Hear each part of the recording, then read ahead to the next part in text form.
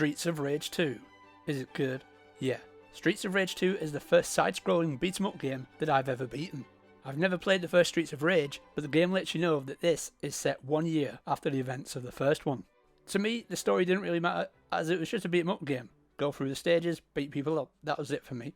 There's 8 stages in total, each with lots of unique and beautiful looking locations.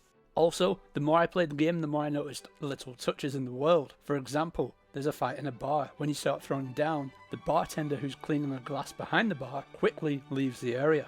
So it's a beat 'em up game. The great news is it feels great to beat up enemies. With punches, kicks, grapples and weapons all feel great. This game is hard. You start with 3 lives, but you can get more lives by finding 1-ups or getting a higher score.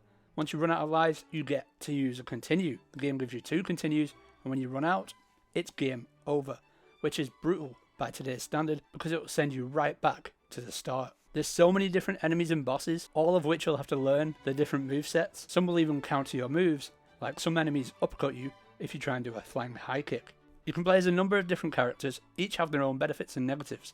I tried all of them and enjoyed playing with them all, but I finished the game with Axel as I really liked his uppercut ability. But I think all the characters look great as well as feel great, and look like they've been ripped out of a great action film. Because it's a side-scrolling beat-em-up games, enemies can go out of bounds unless there's a wall. So if you hit them out of bounds, you'll have to wait for them to come back. This even happened during the final boss battle.